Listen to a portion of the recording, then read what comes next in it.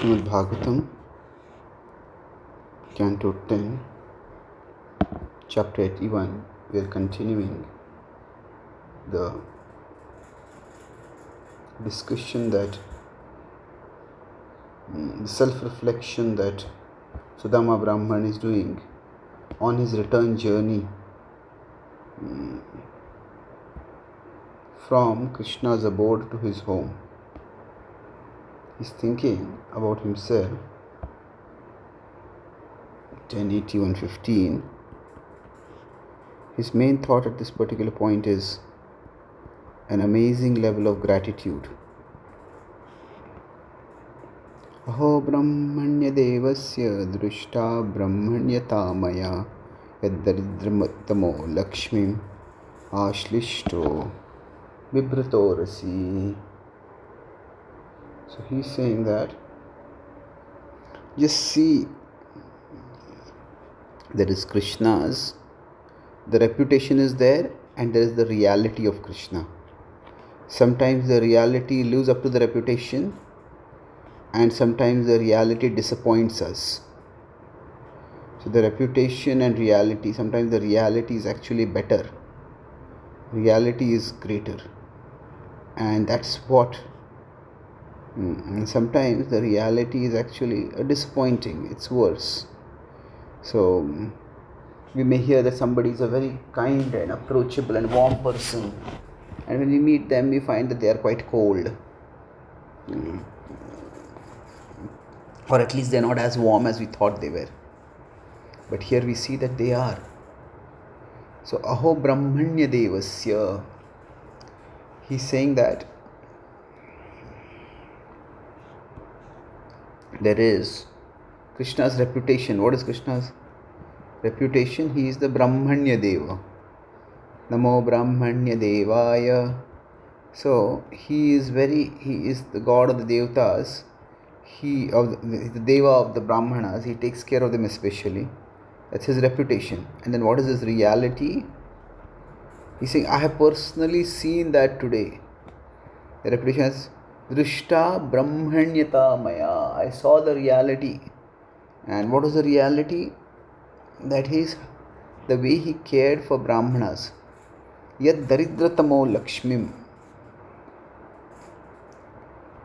It is not only true, it is actually more than true.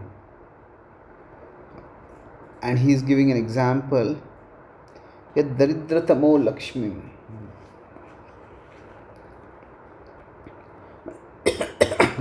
He embraced me, although I am. So he'll give multiple reflections. First, he says, despite my poverty, that Sudama is thinking, I had so much poverty and extreme poverty, not just poverty, that is the tamo. There are different degrees of poor people, and he was so poor that his body was emaciated. He was so poor that his family was starving. There are poor people in America, and in many ways, the poor are obese. It's not that they lack food.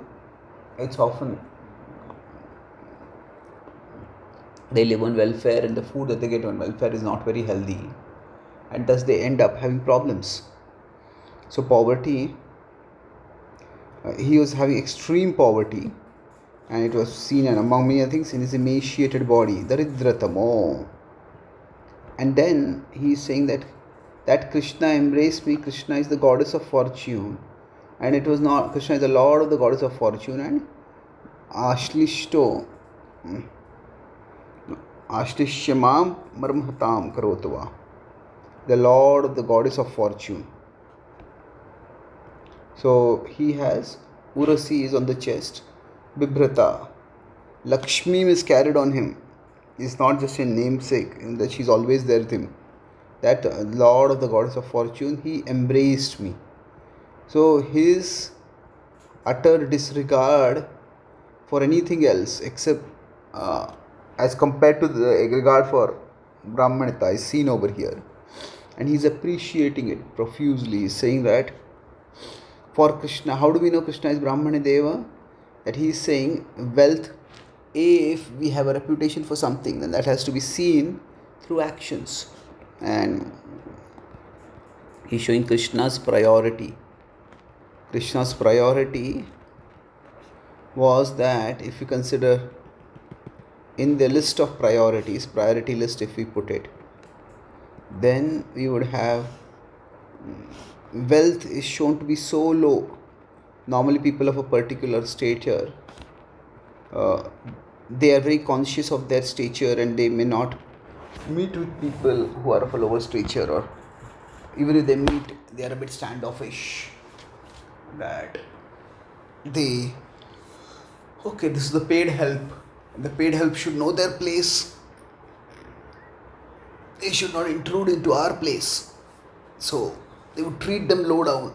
But Krishna did not do that at all. In some ways, America has a bit of egalitarian culture. Of course, there are snobs everywhere. But we consider, relatively speaking, the American Prime Minister might shake hands with the ordinary government employee or ordinary citizen. British may not. Of course, things may change with time. But the point is that Krishna did not exhibit any position consciousness, any status consciousness. He was just simply absorbed in expressing his love for Krishna, for his love, his respect, his appreciation for Sudama. And then he further contrasts himself. Okay, now somebody may think that, okay, Krishna is Brahmanya Deva, but actually I am not even a Brahmana properly. So he will say, Kwaham daridra papiyan, Kwa Krishna Śrīniketanaha, Brahma bandhuriti smaham, Bahubhyam parirambhitaha. So he says, Kwaham daridra papiyan. What kind of, what is my stature? He's putting himself, I'm down here. Now poverty can be of many reasons, due to many reasons, and Sudama's humility is seen over here.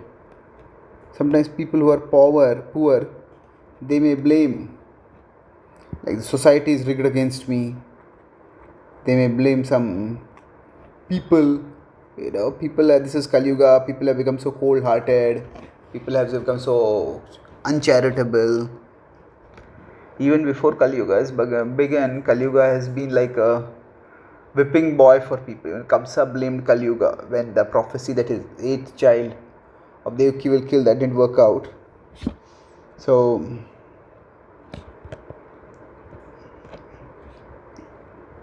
you could say people around me are, society has become degraded, people around me are mean. This is Kali Yuga. So we could have gone to various different factors. But he says that actually, Kwaham daridra papiyan. Sudama's analysis of his causes, not any of these factors. He says that actually it is papiyan. It is my own sinfulness is the cause. If I had been a pious person, then the piety would have resulted in my, if not prosperity, at least a certain level of material facility would have been there for me to live. And then because the sinfulness could be in the past, like somebody might have been sinful in the past, but it's he's saying that actually that sinfulness is continuing. If not sinfulness, he talks about not yet up to the mark, unworthiness. So this unworthiness is still in the present, and he calls himself Brahma Bandhu. So he considers the role of a Brahmana is actually so high. Sudama thinks actually I am not qualified to be a Brahmana. And yet, although I am not qualified to be a Brahmana, still Krishna is so kind that Krishna is enabling me to be enriched. Krishna is enabling me to be to grow, to enrich in the sense that should be shown the level of respect and intimacy. That is extraordinary. So when this happens, this just shows the immense dynamic, the extraordinary dynamic that is going on over here.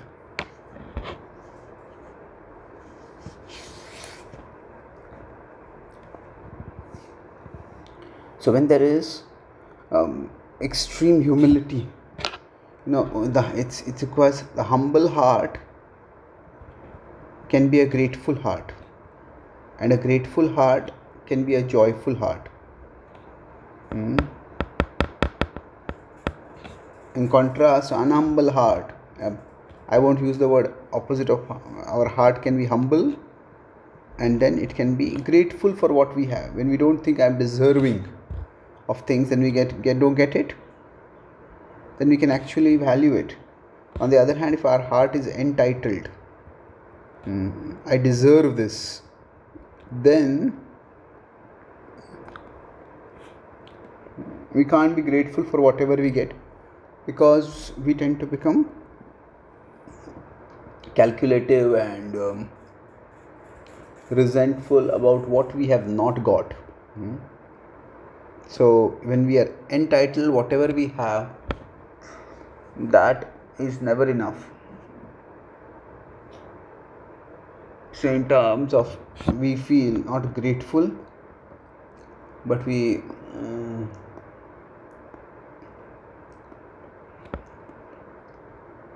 feel disappointed, we feel deprived, we feel cheated, we feel undervalued.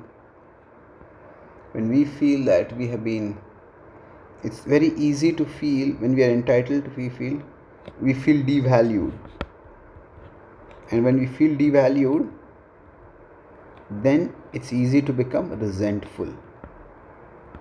So we see that Sudama, there are two choices we have, and these two are opposite.